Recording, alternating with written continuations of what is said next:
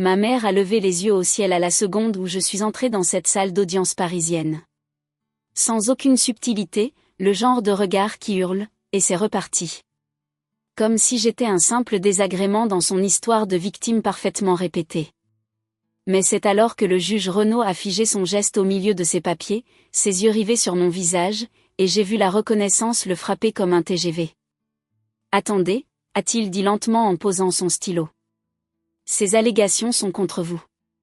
Vous êtes la défenderesse. » Mes parents étaient assis là, confus, sans la moindre idée de ce qui se passait. Ils ne savaient absolument pas qui j'étais réellement. Et honnêtement, cela a rendu ce qui a suivi encore plus savoureux, car je ne suis pas simplement leur fille abandonnée. Je suis la procureure de la République adjointe qui a passé la dernière décennie à mettre des manipulateurs exactement comme eux derrière les barreaux. Laissez-moi vous ramener 32 ans en arrière. J'avais 3 mois lorsque ma mère, Diane, a décidé que la maternité nuisait à son style de vie. Elle avait 18 ans, venait de terminer le lycée à Neuilly-sur-Seine. Mon père, Stéphane, était un joueur de football prometteur au Paris Saint-Germain, vivant son rêve sous les lumières éclatantes du Parc des Princes. Un nourrisson hurlant ne cadrait pas avec leur vie parfaite digne d'Instagram. Alors, ils ont fait ce que font les gens égoïstes. Ils m'ont déposé chez mes grands-parents à Vincennes par un froid matin d'octobre et ont pratiquement disparu. Mon plus ancien souvenir est celui où je me tiens sur un tabouret en bois dans la cuisine de Maminou Hélène, j'avais peut-être 4 ans, en train de verser des pépites de chocolat dans la pâte à cookies. Elle ne m'arrêtait jamais, ne s'énervait jamais. Elle se contentait de rire et de dire « Les meilleurs biscuits ont un supplément d'amour et un supplément de chocolat ». Papy Guillaume rentrait, portant encore sa robe de magistrat de la Cour de cassation, me soulevait avec de la farine dans les cheveux et me demandait comment s'était passée ma journée comme si j'étais la personne la plus fascinante au monde. Je lui parlais des fourmis que j'avais trouvées dans le jardin, et il écoutait comme si je présentais une plaidoirie devant la plus haute cour de France. Ils n'ont jamais dit de mal de mes parents. Pas une seule fois. Quand je demandais pourquoi maman et papa ne vivaient pas avec nous, ma grand-mère souriait tristement et disait qu'ils étaient occupés par des choses importantes. J'ai cru cela pendant des années, parce que les enfants croient les gens bienveillants. Mais je n'étais pas stupide. Je remarquais comment les parents des autres enfants venaient au match de foot au parc de Vincennes alors que les miens n'y étaient pas. Comment mes amis parlaient des grands dîners de Noël avec des oncles, des tantes et des cousins, alors que je passais les fêtes avec 2 personnes qui se couchaient à 20h. Les visites de Diane et Stéphane étaient prévisibles. Noël, peut-être mon anniversaire si les planètes s'alignaient. Diane arrivait vêtue de vêtements de créateur de l'avenue Montaigne, m'embrassait dans le vide près de la joue et passait toute la visite sur son téléphone. Pendant ce temps, Stéphane restait dans la voiture et klaxonnait jusqu'à ce qu'elle sorte. Les rares fois où mon grand-père l'a traîné à l'intérieur, on aurait pu couper la tension au couteau. Mon grand-père n'avait aucun respect pour lui. C'était évident. Voici ce que personne ne savait. Mon grand-père donnait à Diane 2000 € chaque mois, depuis que j'étais un bébé, pendant plus de 20 ans. Cela représente près d'un demi-million d'euros. Elle a pris chaque centime et n'a rien donné en retour. Pas de visite, pas d'appel, pas de cadeau. Juste des excuses et des demandes d'argent supplémentaires lorsque les entreprises de Stéphane échouaient. Le bar sportif près de Bastille qui a duré 11 mois. La société de coaching sans aucun client. La boutique de souvenirs du PSG près du Parc des Princes qui a fait faillite en moins de 2 ans. Quand Maminou Hélène est décédée subitement d'un AVC pendant le week-end de la Toussaint, alors que j'avais 18 ans, mon monde s'est effondré. Elle s'est écroulée dans son jardin en plantant des bulbes de tulipes pour le printemps. J'ai conduit depuis l'université Panthéon-Assas cette nuit-là, 6 heures de pleurs depuis le sud de la France où j'étais en week-end. J'ai trouvé mon grand-père assis dans le jardin sombre, tenant ses bulbes non plantés. Nous sommes restés assis ensemble jusqu'au lever du soleil. Diane et Stéphane sont venus à l'enterrement, sont restés pour la cérémonie et sont partis avant la réception. C'est à ce moment-là que j'ai cessé de leur trouver des excuses. C'est là que j'ai accepté que certaines personnes sont fondamentalement égoïstes et que les liens du sang ne vous obligent à rien. Après la mort de ma grand-mère, quelque chose de fondamental a changé entre mon grand-père et moi. Nous sommes devenus des partenaires de survie. Ces dîners du dimanche sont devenus sacrés. Parfois, il cuisinait son fameux pot-au-feu. Parfois, j'expérimentais les recettes manuscrites de ma grand-mère, son écriture en boucle sur des fiches jaunies. Parfois, nous commandions simplement une pizza et mangions dans la boîte en regardant de vieux films. Mais la vraie valeur n'était pas la nourriture. C'était mon grand-père qui m'enseignait tout sur le droit, la justice, sur l'usage responsable du pouvoir. Je suis sorti major de ma promotion de la faculté de droit d'Assas. Mon grand-père était assis au premier rang, enregistrant tout sur son antique caméscope. Mes parents ont envoyé une carte, 2 phrases. Bon travail. Fier de toi. J'avais cessé d'être surprise par leur absence des années auparavant. Obtenir un poste de substitut du procureur dès la sortie de l'école au parquet de Paris était en partie l'œuvre de mon grand-père. Il a passé des appels, s'est porté garant pour moi personnellement, a promis que je ne gâcherais pas cette opportunité. Je ne l'ai pas fait. J'ai travaillé plus dur que n'importe qui dans ce bureau. Je restais tard, arrivais tôt, prenais les dossiers que les autres procureurs évitaient parce qu'ils étaient trop complexes. Fraude financière, corruption politique, criminalité en col blanc, nécessitant des semaines d'examen de documents dans des pièces sans fenêtre. À 30 ans, je traitais des affaires très médiatisées qui faisaient la une du Monde. Ma vie personnelle était inexistante. Les semaines de 70 heures étaient la norme. Je vivais de café à emporter, de plats à livrer et de la satisfaction de voir des coupables faire face aux conséquences de leurs actes. Pas de rendez-vous galants, pas de verre avec les collègues, pas de temps pour autre chose que le travail et les dîners du dimanche avec mon grand-père. Ces dîners restaient intouchables. Peu importe à quel point j'étais épuisée, je venais. Lui non plus n'en a jamais manqué un, même quand il avait plus de 80 ans et se déplaçait plus lentement. Diane a appelé une fois pendant cette période. J'avais 28 ans, je ne lui avais pas parlé depuis 3 ans. Elle voulait de l'aide pour un problème juridique de Stéphane, un litige commercial à Créteil. Je lui ai dit que j'étais procureur au pénal, par avocate en droit civil, et que même si ce n'était pas le cas, je n'aiderais Stéphane pour rien au monde. Elle m'a traité d'ingrate. J'ai raccroché.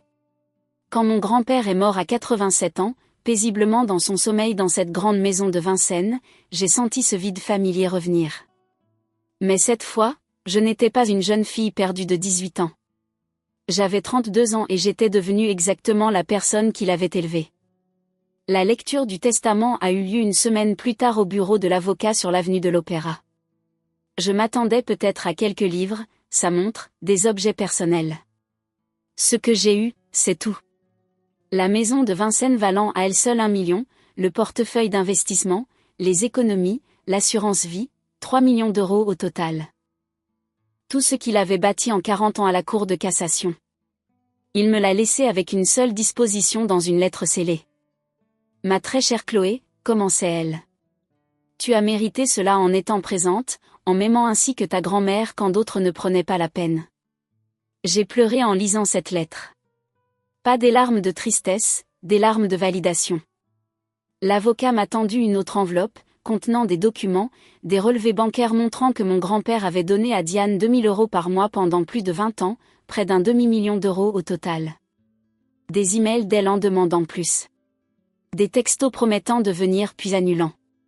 Des lettres de Stéphane demandant de l'argent pour des entreprises ratées. Votre grand-père avait anticipé qu'il pourrait contester cela, a dit l'avocat. Il voulait que vous soyez armés de preuves. Exactement 30 jours plus tard, mon avocat, Thomas, a appelé. Diane et Stéphane avaient intenté une action en justice pour abus de faiblesse, affirmant que mon grand-père n'avait plus toutes ses facultés, que j'avais manipulé un vieil homme pour son argent. J'ai littéralement ri. L'ironie était magnifique. Ils supposaient que j'étais toujours ce bébé abandonné, facile à intimider. Ils n'avaient aucune idée que j'avais passé la dernière décennie à poursuivre des gens qui se croyaient au-dessus des lois. Ce qui nous ramène à cette salle d'audience. Le juge Marc Renaud avait été l'assistant de justice de mon grand-père 23 ans plus tôt avant de devenir juge lui-même. Il savait exactement qui j'étais. Votre honneur, je dois déclarer que j'ai eu une relation professionnelle avec le juge Lefebvre, a-t-il dit. Si l'une des parties s'oppose à ce que je préside cette affaire, qu'elle parle maintenant. L'avocat de ma mère, maître Richard Bellamy, a chuchoté frénétiquement avec mes parents. Finalement, Bellamy s'est levé. Aucune objection, votre honneur. Grosse erreur. La déclaration liminaire de Bellamy était une fiction déguisée en sympathie. Il a dépeint Diane comme une fille dévouée, cruellement séparée de son père aimant par des grands-parents manipulateurs qui avaient empoisonné la relation. Le juge Lefebvre souffrait d'un profond chagrin après avoir perdu sa femme de 60 ans, a plaidé Bellamy, la voix dégoulinante d'une émotion synthétique. Il était vulnérable, déprimé, et la défenderesse a exploité cette vulnérabilité. Ce testament ne reflète pas les véritables souhaits du juge Lefebvre. Thomas s'est levé pour notre déclaration. Il n'avait pas besoin de drame. Votre honneur, cette affaire est simple. Le juge Lefebvre était brillant, prudent et intentionnel. Il a légué son patrimoine à la personne qu'il a mérité par 32 ans d'amour et de présence constant. Les preuves montreront que les plaignants ont reçu près d'un demi-million d'euros tout en maintenant à peine le contact. Bellamy a appelé Diane la première. Elle a prêté serment, vêtue d'un noir conservateur, maquillage minimal, jouant parfaitement la fille éplorée. Il était tout pour moi, a-t-elle dit, tamponnant ses yeux avec un mouchoir qu'elle avait clairement apporté pour cette performance. Quand il a proposé de garder Chloé pendant que Stéphane et moi nous installions, je pensais que c'était temporaire, mais ils l'ont gardé. Il me faisait sentir coupable chaque fois que je ne pouvais pas venir. Ils ont monté ma fille contre moi. Thomas s'est levé pour le contre-interrogatoire. Professionnel, direct, mortel. Madame Morin, vous avez volontairement laissé Chloé à vos parents quand elle avait 3 mois. Oui, mais j'étais jeune, je devais gérer beaucoup de choses. Selon l'agenda de votre père, vous êtes venu 4 fois la première année de Chloé, Noël, Pâques, son anniversaire et un samedi au hasard en juillet. Est-ce exact? Le visage de Diane est devenu rouge. J'avais des dépenses. Je soutenais la carrière de Stéphane. Thomas a sorti des relevés bancaires. Votre père vous a donné 2000 euros par mois pendant plus de 20 ans. Cela fait près d'un demi-million d'euros, Madame Morin. Pendant ce temps, selon son agenda, vous l'avez vu 8 fois au cours des 10 dernières années de sa vie. Moins d'1 fois par an. Et vous appelez cela le comportement d'une fille dévouée? Quand avez-vous vu votre père pour la dernière fois avant sa mort? Long silence. C'était pour son 84e anniversaire. 3 ans avant sa mort. Vous êtes venu pendant 90 minutes, parti avant le gâteau. Vous ne l'avez pas revu avant les funérailles. Correct? Je crois que oui. Oui. Thomas a laissé cela infuser. Une dernière question. N'est-il pas vrai que vous avez cessé de venir quand il a arrêté de donner de l'argent supplémentaire au-delà de l'allocation mensuelle? Que lorsqu'il a pris sa retraite et vous a dit que les paiements mensuels continueraient, mais que les fonds supplémentaires s'arrêteraient, vous n'êtes venu exactement aucune fois au cours des 3 années suivantes? Le témoignage de Stéphane fut pire. Il ne put nommer un seul événement scolaire auquel il avait assisté. Thomas projeta des photos à l'écran. La remise de diplôme du bac de Chloé. Voilà le juge Lefebvre. Premier rang. Voilà sa grand-mère. Où êtes-vous, monsieur Morin? J'ai dû avoir un empêchement. Vous n'êtes pas venu. Vous avez manqué sa remise de diplôme universitaire, sa remise de diplôme de l'école de droit, chaque moment important. Et maintenant, vous voulez la moitié du patrimoine gagné par l'homme qui, lui, était présent. Bellamy a essayé l'angle de l'incompétence, appelant un psychiatre qui n'avait jamais rencontré mon grand-père. Le docteur Hugues a diagnostiqué une dépression basée sur absolument rien. Thomas l'a détruit en contre-interrogatoire. Donc, vous avez diagnostiqué un homme que vous n'avez jamais rencontré avec une condition non présente dans son dossier médical et vous avez utilisé ce diagnostic imaginaire pour remettre en question sa compétence mentale. Nos témoins étaient inébranlables. Le juge André Michel a témoigné. Mon grand-père était vif jusqu'à la fin. Maître Chêne, son notaire, a confirmé qu'il était méthodique et intentionnel 2 ans avant sa mort, anticipant exactement ce procès. Puis j'ai témoigné à la barre. Thomas m'a fait parcourir 32 ans. Chaque événement manqué, chaque promesse non tenue, chaque appel sans réponse. J'ai gardé une voix stable, factuelle, de procureur. Bellamy a essayé de me déstabiliser en contre-interrogatoire. N'est-il pas vrai que vous l'avez manipulé? Je me suis penchée en avant. Maître Bellamy, j'ai passé des années à aimer mon grand-père. Si l'héritage était ma motivation, j'ai perdu beaucoup de temps. J'aurais pu construire ma propre fortune au lieu de dîner avec un vieil homme tous les dimanches. Mais je l'ai choisi parce qu'il valait plus que n'importe quelle somme d'argent, quelque chose que vos clients n'ont jamais compris. La décision du juge Renaud fut rapide. La Cour estime que le testament du juge Lefebvre reflète ses véritables intentions, sans abus de faiblesse ni incompétence. Les preuves montrent un schéma d'absence de la part des plaignants et de présence de la part de la défenderesse. Le testament est maintenu tel quel. De plus, j'accorde les frais d'avocat à la défenderesse. Les plaignants ont intenté ce procès sans fondement. Mon jugement est définitif. Le marteau est tombé avec un bruit sec. Alors que nous partions, Diane s'est approchée en pleurant. « Chloé, s'il te plaît, pouvons-nous parler ?» Je l'ai regardée. « Il n'y a rien à dire, Diane. Je suis ta mère. » « Non, vous êtes la femme qui m'a mise au monde. » Ma mère, c'était Hélène Lefebvre. Vous aviez 32 ans pour être présente. Vous avez choisi de ne pas le faire. Ne me contactez plus. C'est terminé. Je suis sortie sans me retourner. Pour la première fois de ma vie, je me sentais complètement libre. Mon grand-père m'avait fait un dernier cadeau, prouvant que je n'avais pas tort, que l'amour compte plus que le sang, qu'être présent compte plus que l'apparence. 3 ans plus tard, je suis devenue juge à 33 ans, l'une des plus jeunes de l'histoire de France. J'ai porté la robe de magistrat de mon grand-père mon premier jour. À 38 ans, j'ai été nommée à la Cour de cassation, reprenant son ancien siège. J'ai rédigé des arrêts historiques qui ont réécrit le droit de la famille. La famille n'est pas un accident biologique, ai-je écrit. C'est un choix quotidien. Les actions comptent. La présence compte. La constance compte. La biologie ne garantit rien. Diane est décédée 5 ans après le procès. Problème cardiaque. Stéphane a appelé pour me demander de lui rendre visite. J'ai refusé. Elle ne faisait pas partie de ma vie. Sa mort ne changeait rien à cela. Stéphane est mort 2 ans plus tard. Je n'ai rien ressenti. 20 ans après la mort de mon grand-père, ils ont rebaptisé le palais de justice le palais de justice Guillaume Lefebvre.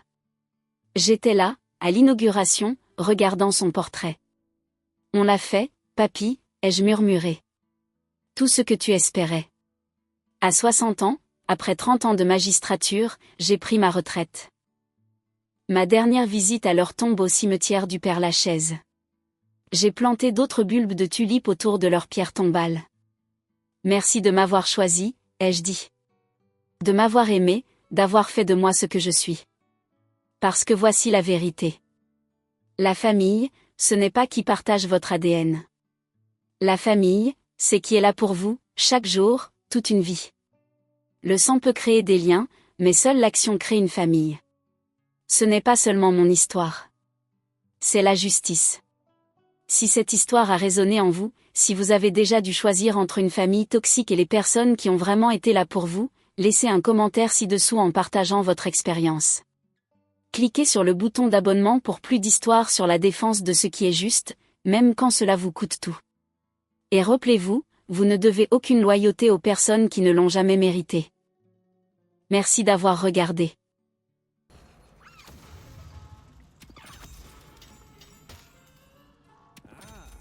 You have discerning taste.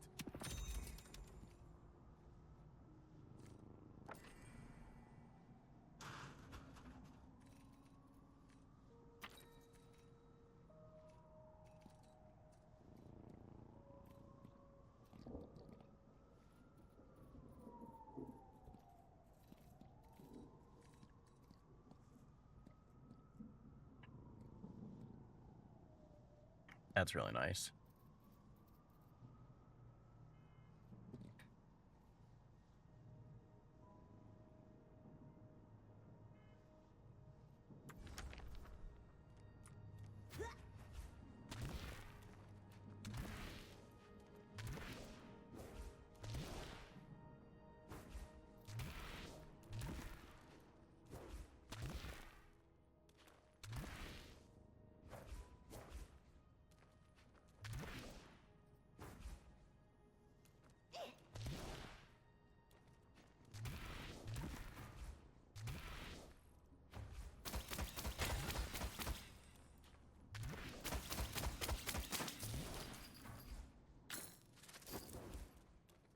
I'm honestly surprised like a power line hasn't gone down, my power hasn't gone out.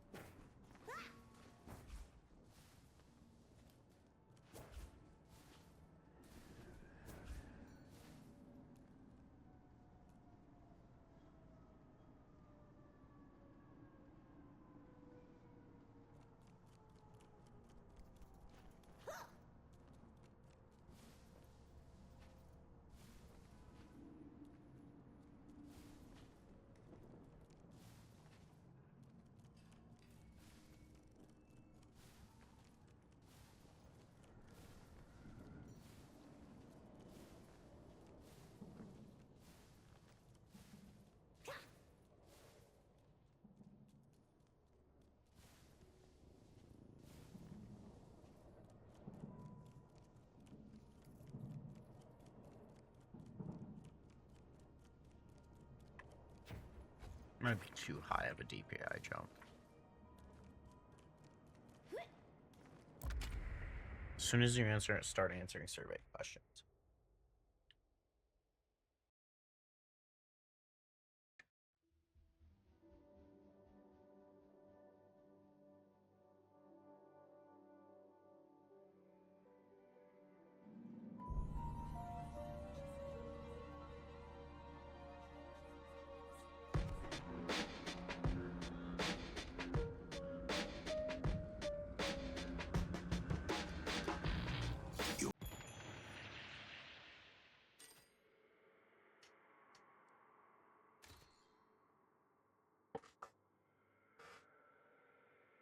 Disneyland.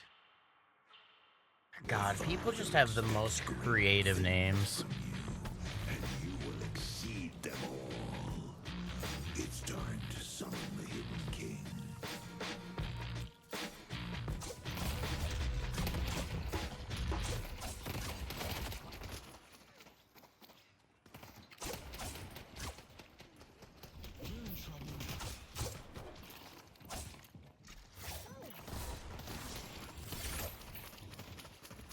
Gotcha.